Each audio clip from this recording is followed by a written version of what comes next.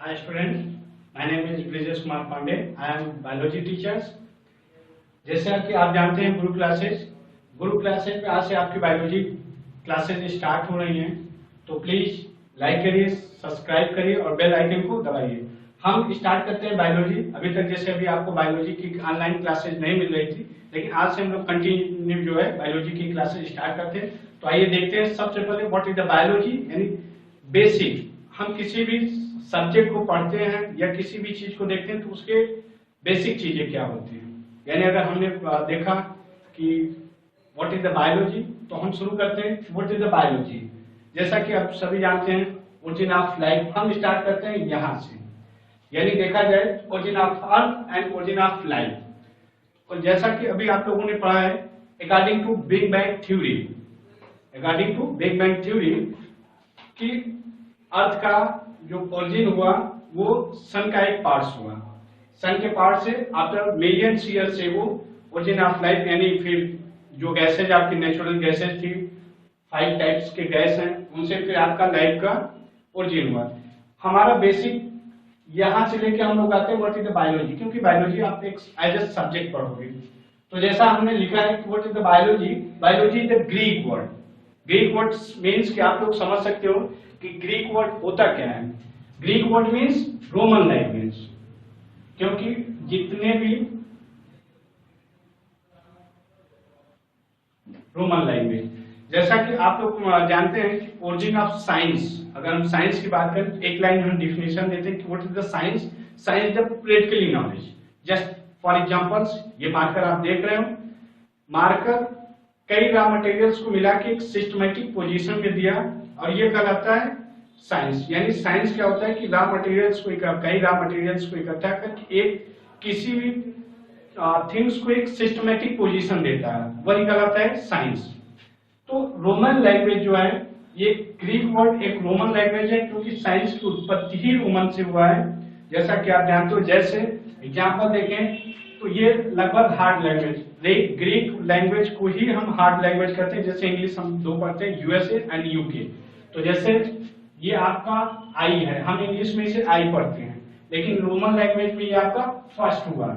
ऐसे ही आई एक्स, ये आपका 9th हुआ, ये आपका एक्स, यानी ये जो रोमन लैंग्वेज है इसीलिए हार्ड लैंग्वेज कहा जाता है। तो बायोलॉजी की जो उत्पत्ति हुई वो ग्रीक लैंग्वेज यानी रोमन लैंग्वेज से हुआ। What is the biology? No idea. Biology made up of 2 words, bio plus logy. Bio means living organism, logy means logos means study. दोनों वर्ड्स को जब मिलाया गया तो वो कहला स्टडी ऑफ लिविंग ऑर्गेनिज्म, यानी the branch of science which deal study in the living organism is called as biology. यानी जो लिविंग ऑर्गेनिज्म है उसी को बायोलॉजी कहा जाता है। जैसा कि आप देख रहे हैं कि study of living organism also known as biology. अब what is the living organism, तो जस्ट हमने कहीं लिखा है कि what difference between living organisms and animals. अगर आपको डिफर करना हो तो what difference between living organisms and animals, basically students या टीचर क्या करते हैं कि दोनों को सेम कर देते हैं, लेकिन दोनों में अंतर है। Living organism means whole living organism just like microbes, plants and animals. For example characters देखें कि लिविंग ऑर्गेनिज्म के बेसिकली कैरेक्टर्स होते क्या हैं। तो अगर हम किसी चीज को माने, जैसे ये डस्टर है आपका, ये आप देख रहे हो डस्टर, अगर पूछा जाए कि लिविंग है या नॉन लिविंग, तो ज्यादातर स्टूडेंट आप लोगों का आंसर होगा कि लिविंग है। लेकिन हम कहते हैं लिविंग से बना है, लेकिन प्रेजेंट टाइम में लिविंग नहीं है। क्यों नहीं है देखते हैं। फर्स्ट कैरेक्टर्स को देखें लिविंग ऑर्गेनिज्म का, तो ग्रोथ एंड डेवलपमेंट, यानी कोई भी लिविंग ऑर्गेनिज्म होगा तो उसमें ग्रोथ एंड डेवलपमेंट होगा। मीन्स कि अगर फॉर एग्जाम्पल्स अगर इस डस्टर को हम 100 ईयर्स 200 ईयर्स या लॉन्ग टाइम रखें तो no shape no change, shape and size same as is रहेगा, कोई परिवर्तन नहीं होगा। मीन्स ये नॉन लिविंग है। किसी भी लिविंग ऑर्गेनिज्म में ग्रोथ एंड डेवलपमेंट देखा जाता है। Second metabolic process. Metabolic process को हम बायोटिक एक्टिविटी करते हैं। बायोटिक मीन्स कि जो हमारे बॉडी में जैविक क्रियाएं होती हैं, जैसे सांसों का लेना, खाना खाना, उत्सर्जन किया, जो भी है। तो जो बायोटिक एक्टिविटी जो होती है वो कहलाती है मेटाबॉलिक प्रोसेस। तो लिविंग ऑर्गेनिज्म का सेकेंड कैरेक्टर है। एंड लास्ट इंपॉर्टेंट है कि कोई भी लिविंग ऑर्गेनिज्म हिच प्रोड्यूस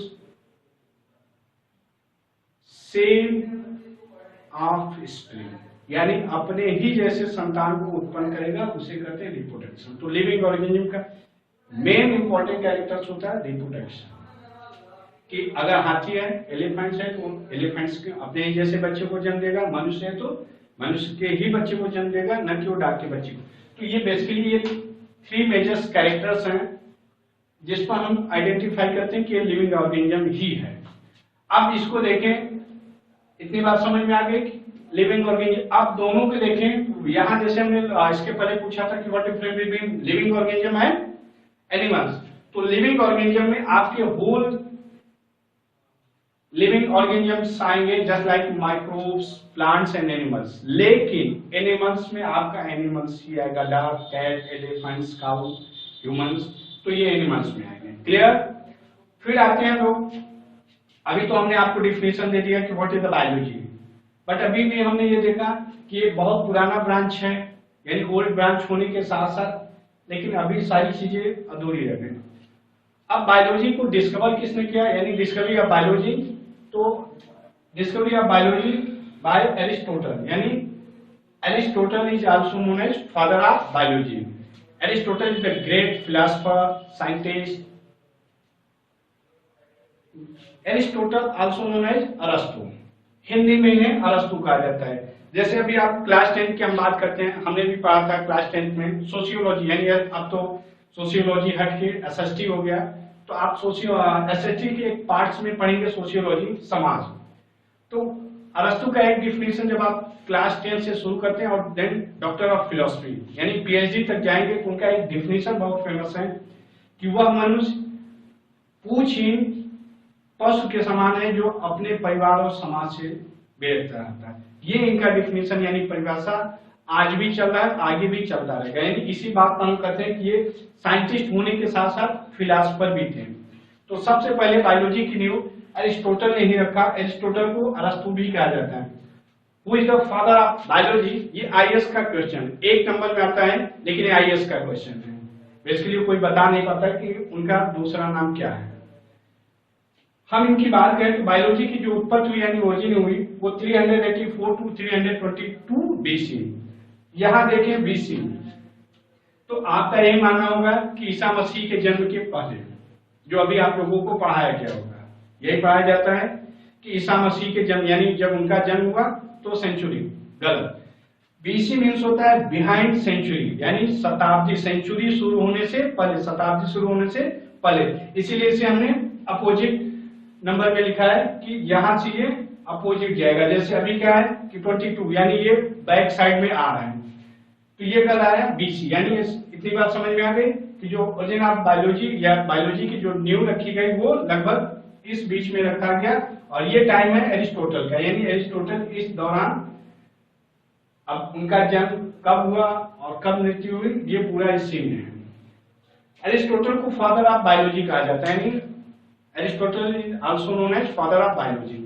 उन्होंने सबसे पहले एक बुक लिखा बायोलॉजी, यानी बायोलॉजी की दुनिया की यानी वर्ल्ड की पहली बुक है जिसे हम हिस्टोरी ऑफ एनिमलिया के नाम से जानते हैं।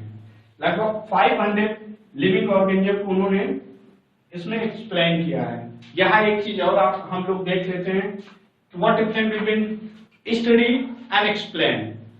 स्टडी मीन्स कि जो हम अध्ययन करते हैं, यानी हम यहाँ खड़े होकर एक्सप्लेन कर रहे हैं और आप वहां बैठ के पढ़ रहे हैं, मीन्स कि आप वहां पढ़े, आप स्टडी कर रहे हैं, हम यहाँ एक्सप्लेन कर रहे हैं, मीन्स कि वो जानकारी मेरे पास है।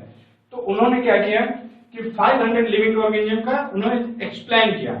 तो father of biology means Aristotle ने जो बुक लिखा, यानी पहली बुक है हिस्टोरी ऑफ एनिमलिया। क्लियर? लगभग 500 लिविंग ऑर्गेनिज्म को उन्होंने एक्सप्लेन किया। अब आते हैं, ये जो भी हमने कैरेक्टर्स देखा, कैरेक्टर्स जो देखा कि character of living organism, character of living organism भी अरस्तु यानी एरिस्टोटल ने ही दिया लिविंग ऑर्गेनिज्म। किस बिहाफ पर?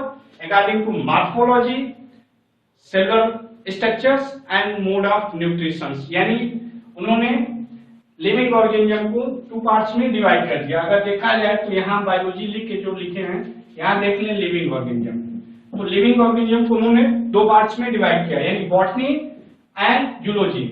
बॉटनी एंड जूलॉजी मीन्स कि बॉटनी जो है आपका study of plant science and zoology means study of animals. Plants का देखें तो अभी जैसे हम यहाँ बात कर रहे हैं स्टडी ऑफ एनिमल्स, तो इसके जो फादर हैं वो सेम हैं, यानी father of biology and father of zoology also known as Aristotle. Clear? यहाँ जैसे हमने बात किया बुक की, तो सेम बुक होगी, यानी बायोलॉजी और एनिमल्स की सेम बुक होगी। अब यहाँ देखें तो जैसे हमने यहाँ लिविंग ऑर्गेनिज्म की बात किया था, अब यहाँ थोड़ा सा चेंज होगा कि यहाँ उन्होंने लगभग नियर अबाउट 500 एनिमल्स का डिस्क्राइब किया था। क्लियर? अब आते हैं फादर ऑफ बॉटनी, यानी इतना सब कुछ करने के बाद उन्होंने बॉटनी को क्या किया कि 3 पार्ट्स में डिवाइड कर दिया, हर्ब्स, श्रब्स एंड ट्रीज। इसके बाद उन्होंने बॉटनी को फादर ऑफ बॉटनी, यानी जो फादर ऑफ बॉटनी है वो एरिस्टोटल के ही शिष्य थे, जिनका नाम थियोफेस्टस था। यानी एरिस्टोटल ने, जैसे हमने बात किया कि एरिस्टोटल ने क्या किया कि बॉटनी को 3 भाग में डिवाइड किया, हर्ब्स, श्रब्स एंड ट्रीज। उसके बाद उन्होंने मेन फोकस एनिमल्स पर किया, लेकिन बॉटनी को उन्होंने छोड़ दिया। फिर उनके शिष्य आए थियोफेस्टस, उन्होंने बॉटनी को आगे ले जाके काम किया, तो उन्हें फादर ऑफ बॉटनी कहा जाता है। थियोफेस्टस ने ही एक बुक लिखा जिसे हम कहते हैं हिस्टोरी ऑफ हिस्टोरी ऑफ प्लांटेनम या प्लांटिंग। इसमें नियर अबाउट इन्होंने 500 प्लांट्स का डिस्क्राइब किया, एक्सप्लेन किया कि प्लांट्स कैसे हैं। बेसिकली थियोफेस्टस जब इसके आगे काम करना शुरू किए, तो जब हम लोग बॉटनी पढ़ेंगे तो इन्होंने क्या किया कि उन तीनों को मर्ज किया और इन्होंने प्लांट्स को दो भाग में डिवाइड किया, फोटोसिंथेटिक एंड नॉन फोटोसिंथेटिक, जिसे हम बेसिकली कहते हैं thallophyta and tracheophyta. Thallophyta means की structure of like a thallus, इसमें ट्रैकिड्स अनुपस्थित होता है। लोग आगे इसमें देखेंगे कि क्या होता है। एनिमल्स की बात करें तो एनिमल्स में भी थियोफेस्टस अरस्तु ने क्या किया, एरिस्टोटल ने, कि इनको भी according to RBC and WBC के बिहाफ पर डिवाइड किया। फिर आगे जाके इन्होंने क्या किया कि 2 पार्ट्स में डिवाइड किया, ओवियोपोरस एंड विवियोपोरस, मींस कि एक जो बच्चे को जन्म देते हैं, एक जो अंडे को देते हैं। लेकिन कुछ ऐसे लिविंग ऑर्गेनिज्म थे जो अंडे और बच्चे भी देते हैं, तो उन्हें विवियोपोरस कहा गया। इसके बारे में हम लोग आगे बात करेंगे। आते हैं, इतनी बात समझ में आ गई। लगभग ये बायोलॉजी का इंट्रोडक्शन पार्ट्स हैं। बायोलॉजी के ब्रांच की बात करें तो नियर अबाउट प्रेजेंट टाइम में 39 ब्रांच चल रही हैं बायोलॉजी की, जैसे like genetics, psychology, plant pathology, human pathology. तो 39 ब्रांच अभी भी बायोलॉजी की रन कर रही हैं, जिसमें से कई ऐसे ब्रांच हैं। और आप जानते हो जैसे अभी पेंडेमिक चल रहा है कोरोना का, तो वायरोलॉजी के थ्रू सारी चीजें होती हैं।